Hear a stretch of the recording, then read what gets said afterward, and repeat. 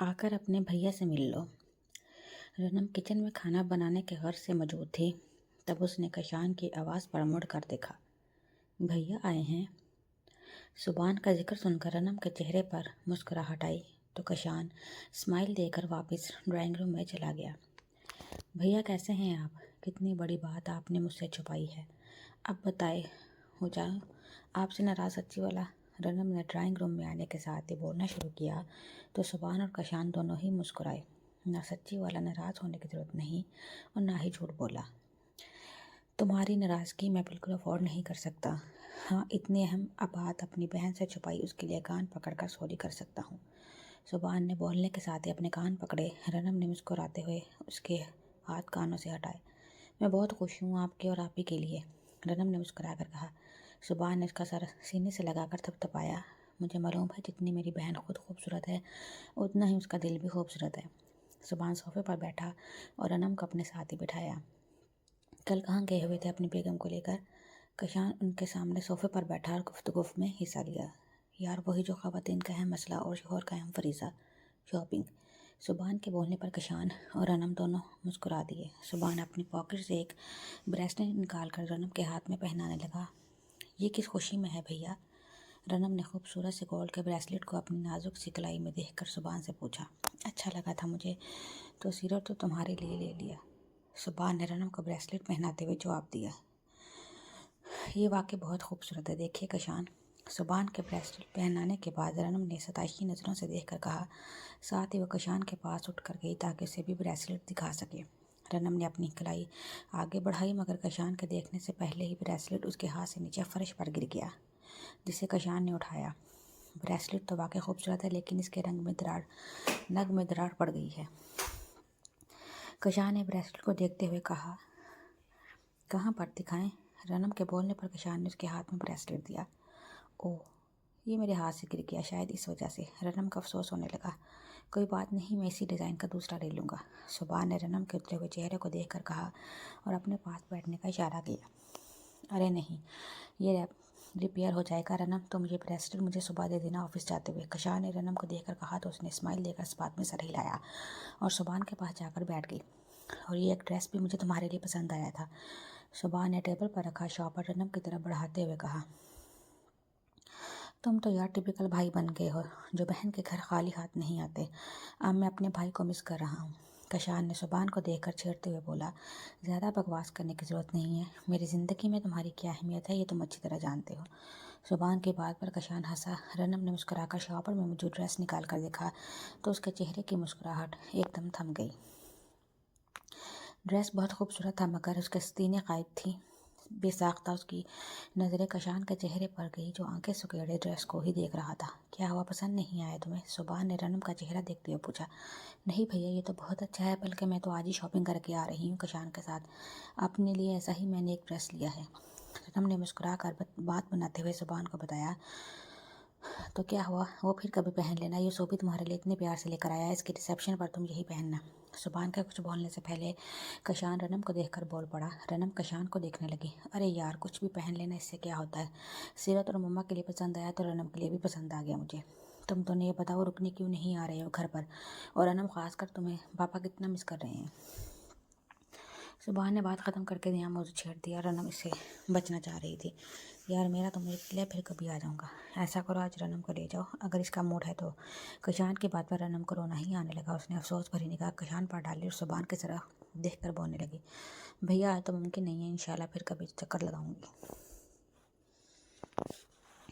रनम ने माजरत ख्वाहाना लहजे में सुबान को देखते हुए बोला। और मैं आज माइंड बनाकर आया था कि तुम दोनों को अपने साथ लेकर जाऊंगा, सुबान ने रनम को देखते हुए कहा और अपने आने का असल मकसद बताया, पर नज़रें झुकाकर नीचे देखने लगी। अरे यार, ये बातें तो होती रहेंगी। रनम, अपने भैया को ऐसे ही घर भेजने का इरादा है, खाना बनाओ जाकर, आज सो भी हमारे साथ डिनर करेगा। कशान मौजू बदला तो रनम किचन में चली गई। बेदिली से उसने फ्रीजर से चिकन निकाला और यखनी चढ़ाने लगी। तभी कशान किचन में आया। क्या बना रही हो? मेरी डॉल को कुछ मेरी हेल्प चाहिए। और रनम के पुष्ट पर खड़ा होकर रनम के गिर्द हाथ बांधकर प्यार से पूछने लगा। यखनी पुलाव जल्दी से बन जाएगा, वही बना लेती हूँ, साथ में स्नीक और कबाब फ्राई कर लेती हूँ। कशान, आप भैया के सामने ऐसी बातें क्यों कर रहे थे जो मेरे लिए इम्तिहान का बाइस बने। रनम ना चाहते हुए भी कशान से शिकवा कर बैठी, क्योंकि इसका दिल अचानक उदास हो गया था। क्या कह दिया यार मैंने ऐसा? कशान उसका चेहरा अपने सामने किए हैरत से पूछने लगा। आप भैया के सामने कह रहे थे कि मैं उनका लाया हुआ ड्रेस पहनूं, जबकि आपने खुद। रनम ने अपनी बात अधूरी छोड़ी। उसके हाथ पर सिगरेट का निशान अभी भी मौजूद था और वो इस दिन को याद नहीं करना चाहती थी। तो मेरी जान, इसमें क्या प्रॉब्लम है? उस ड्रेस में स्लीव्स लगवा लेना। तुमने दूसरे कपड़ों में भी तो स्लीव्स लगवाई हैं। कशान उसकी उदासी महसूस करके बाहों में लेता हुआ बोला। आपने मेरे रुकने का क्यों बोला भैया के सामने? रनम कशान के सीने पर सर रखे उसके दिल पर अपनी उंगली से आर बनाती हुई बोली। कशान ने उसे खुद से अलग किया और उसका चेहरा थामा। तुम्हारा दिल चाह रहा है आंटी अंकल के पास जाने का? कशान के अंदाज में नरमी देखकर रनम ने इस बात में सर हिलाया। तो फिर आज अभी के साथ चली जाओ, मगर कल मेरे ऑफिस के टाइम पर आने से पहले वापस अपने घर आ जाना। जैसे तुम्हारे भैया तुम्हारी नाराज़गी अफोर्ड नहीं कर सकता, ऐसे ही मैं तुम्हारा शौहर तुमसे दूरी नहीं अफोर्ड कर सकता। कशान ने यूं ही उसका चेहरा थाम कर कहा तो रनम मुस्कुरा दी। I love you. रनम के इजहार पर कशान ने मुस्कुराते हुए अपने होंठ रनम के माथे पर रखे। मैं तुमसे थोड़ा सा ज़्यादा। वो रनम को बोलता हुआ वापस ड्राइंग रूम में चला गया। रनम मुस्कुराते हुए जल्दी डिनर की तैयारी करने लगी। थोड़ी देर पहले छाई हुई अफसरदगी अब गायब हो चुकी थी, क्योंकि आज वो कितने दिनों बाद अपने मामा बाबा के पास रुकने जा रही थी। सुबान के साथ रनम घर में दाखिल हुई तो वहाँ पर आशिर भी मौजूद था। वहाँ पर आशिर की मौजूदगी पर रनम ने शुक्र अदा किया कि कशान यहाँ पर मौजूद नहीं। बहरोज़ और यूसरा रनम को देखकर बहुत खुश हुए। सीरत भी उससे बहुत खुश दिली से मिली। रात के 12 बजे तक सुबान, आशिर, सीरत और रनम हॉल में बैठकर बातें करते रहे। इसके बाद रनम बहरोज़ और यूसरा के पास आ गई। अब सुबान और सीरत के फंक्शन का अगले दिन वापसी पर कशान और तुम यहीं रुकना। मैंने कशान से भी कह दिया है। आज सब मौजूद हैं, सिर्फ तुम्हारी कमी महसूस हो रही थी। दूसरा के कहने पर रनम एकदम चौंकी। आपकी कब बात हुई कशान से? रनम यूसरा से पूछने लगी। यही कोई 10 सवा 10 बजे, जब तुम चारों बैठकर बातें कर रहे थे। मैंने सोचा मैं अपने दिमाग से बात कर लूँ। यूसरा की बात पर रनम ने बेसाख्ता घड़ी में टाइम देखा। ओह, 1 बजने वाला है अब। आप दोनों सो जाएं, मैं भी सोती हूँ, काफ़ी देर हो गई आज। रनम ने सोफे से उठते हुए शब्बा खैर कहा और रूम से निकल गई। वो अपने कमरे में आई। टेबल पर रखा उसने अपना मोबाइल उठाया, जिस पर कशान की 30 मिस्ड कॉल्स शो हो रही थी। रनम ने जल्दी से कशान को कॉल मिलाई। कहाँ पर मौजूद थी तुम? बैल के जाते ही फ़ोन उठा लिया गया, मगर कशान की आवाज़ के गुस्से का पता दे रही थी। कशान में मामा बाबा के पास बैठी थी और अपना मोबाइल बेडरूम में ही भूल गई थी। अभी आप कितनी सारी कॉल्स देखी, आप ठीक है ना? रनम ने एक सांस में वजाहत देने के साथ कशान से पूछा। बाकी सब कहाँ पर हैं? बाप भी गुस्से में रनम से पूछ रहा था। सब अपने अपने रूम्स में मौजूद हैं। कशान, क्या हो गया आपको? इस तरह वजाहत देते हुए से अपनी ज़ात कितनी हल्की लग रही थी। अभी और इसी वक्त तैयार हो जाओ, मैं लेने आ रहा हूँ तुम्हें। कोई फालतू बात इस वक्त मुझसे मत करना। कशान ने कहने के साथ ही कॉल काट दी। रनम अपना चेहरा दोनों हाथों में छुपाकर रो पड़ी। दरवाजे की दस्तक पर रनम ने फ़ौरन अपने आंसू साफ किए और दरवाज़ा खोलने लगी। सो तो नहीं गई थी? मैंने सोचा आज तुम पहली दफ़ा रुक। रनम, क्या हुआ तुम्हें? तुम रोई हो क्या? सिर्फ दरवाज़ा खुलते ही नॉन स्टॉप बोलना शुरू हो गई, मगर रनम की सुर्ख आंखें देखकर अपनी बात भूल गई और गौर से इसको देखकर पूछने लगी। नहीं आपी, वो तो सर में दर्द हो रहा था, इसलिए बस। रनम 2 उंगलियों से सर दबाकर बोली। यहाँ देखो मेरी तरफ, सर में तो तुम्हारे बिल्कुल दर्द नहीं हो रहा, इतना मुझे मालूम है। चलो जल्दी से बताओ क्या हुआ है। सीरत उसके गाल पर नरमी से हाथ रखकर बोली। कुछ नहीं हुआ आप भी, सच कह रही हूँ। सोने की कोशिश कर रही थी, दर्द की वजह से नींद नहीं आ रही। रनम बेबसी से मुस्कुराते हुए बोली। अच्छा रुको, मैं पेन किलर लाती हूँ, वो खा लेना, आराम आ जाएगा। सीरत कहते हुए जाने लगी। पेन किलर मैंने ली थी, दरअसल इस बेडरूम में सोने की आदत नहीं रही ना, तो बेचैनी भी हो रही है। अब सो नहीं पाऊँगी तो मज़ीद दर्द होगा, इस वजह से मैंने कशान को बुलाया है। रनम ने बात बनाते हुए कहा। तुम पागल तो नहीं हो गई हो जो इतनी रात को बुला लिया इसे, और इस तरह रात में जाओगी तो घर में सब क्या सोचेंगे? सीरत ने उसको देखते हुए हैरत से कहा। कुछ नहीं होगा, मैं सुबह मम्मा को कॉल करके बता दूंगी। आप भी मेरी वजह से परेशान मत हो।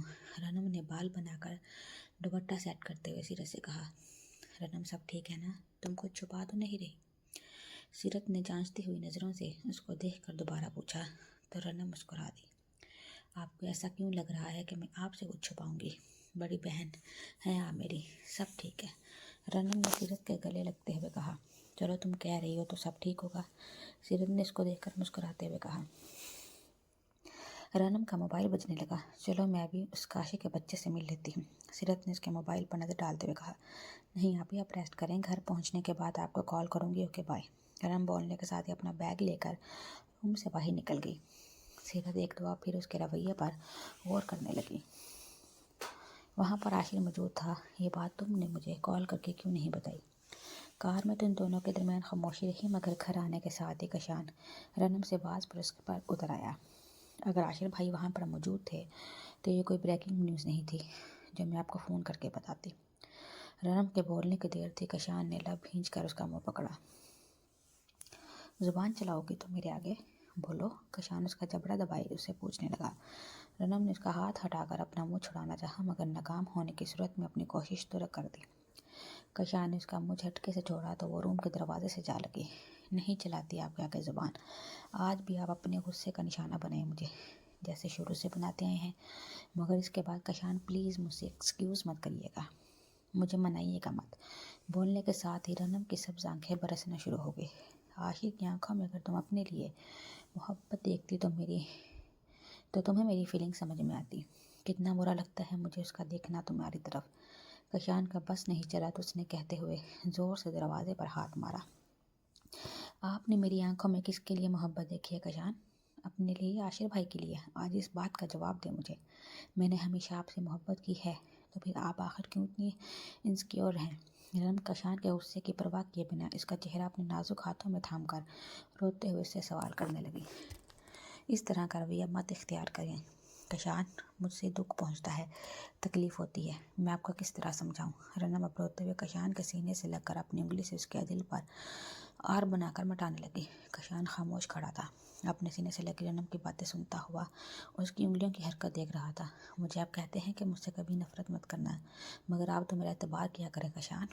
हमारे रिश्ते में एतबार होगा ना तो सब कुछ ठीक हो जाएगा। मैं कैसे आपको अपना एतबार दिलाऊं? प्लीज़ मुझ पर एतबार करें। रनम रोते हुए बेबसी में अपनी मुट्ठी बंद करके नाजुक हाथ से मुक्का बनाकर कशान के सीने पर मारने लगी। कशान ने अपना एक हाथ रनम की कमर के गिर्द हायल करके अपने दूसरे हाथ से रनम की कलाई को थामा और अपने होंठों से लगाया। उसे उठाकर बेड पर बिठाया। जग में से पानी निकालकर गिलास रनम के हाथ में थमाया। रनम ने 2 घूंट पानी पीकर गिलास साइड पर रख दिया। सो जाओ। वो रनम को बेड पर लिटाता हुआ खुद अपना सिगरेट का पैकेट और लाइटर उठाकर दूसरे रूम में चला गया। रात का आखिरी पहर था जब रनम की बेचैनी से आंख खुली। कशान उसे बेड पर लिटाकर खुद दूसरे रूम में चला गया था। मालूम नहीं रनम की कब आंख लगी, कब कशान वापस अपने रूम में आया, उसके बराबर में लेटा, उसे खबर नहीं थी। रनम ने कशान पर एक नज़र डाली तो वो बेखबर सो रहा था। रूम कैसे बंद था। रनम ने खिड़की खोली, तेज़ बारिश बरस रही थी। रनम ने दोबारा कशान को देखा, वो अब भी गहरी नींद सोया हुआ था। मालूम नहीं रनम के दिल में क्या समाई, वो फ्लैट से निकलकर अपने फ्लैट के ऊपर छत पर चली गई। बारिश ज़ोरों से बरस रही थी। रनम रात के पहर छत पर अकेली थी। बादल बहुत ज़ोर से गरजा, मगर शादी के 2 माह के अंदर शायद वो इतनी बहादुर हो गई थी कि उसे बादलों के गड़गड़ाहट से अब डर नहीं लगता था। शायद उसके कशान के गुस्से के अलावा अब किसी चीज़ से डर नहीं लगता था। अगर कशान का मालूम हो गया कि मैं यूँ बारिश में अकेली छत पर मौजूद भीग रही हूँ तो कशान के साथ रहते इसका गुस्सा बर्दाश्त करते हुए शायद ढीठ हो गई थी आदि। रनम ने सोचते हुए अपने दोनों हाथ खोले, आंखें बंद करके चेहरा ऊपर किया। वो आहिस्ता से गोल गोल घूम रही थी। थोड़ी देर बाद उसने अपने ऊपर किसी की नज़रें महसूस की। भला इस वक्त कौन हो सकता है? रनम ने सोचते हुए अपनी आंखें खोली तो अपने सामने कशान को खड़ा पाया। वो खामोशी से उसी को देख रहा था। रनम को चंद माह पहले वाला मंजर दिमाग में आया। कशान ने उसके ऊपर किस तरह गुस्सा किया था बारिश में भीगने पर। कशान रनम को देखकर उसकी तरफ चला आया। रनम को लगा वो उस पर गुस्सा होगा। कशान ने हाथ का कटोरा बनाया, बारिश का पानी जमा करके छपाक से रनम के मुंह पर मारा, जैसे वह सुबान के मुंह पर मारती थी। रनम ने हैरत से कशान को देखा। कशान मुस्कुराकर उसे बाहों में छुपा लिया। मेरी डोल का गुजारा नहीं होता ना बारिश में भीगे बिना। रनम सर उठाकर उसे देखा। कशान के चेहरे पर जो गुस्से का शाइबा तक ना था। रनम मैं दोबारा से उसके सीने पर सर टिका दिया और आंखें बंद कर ली।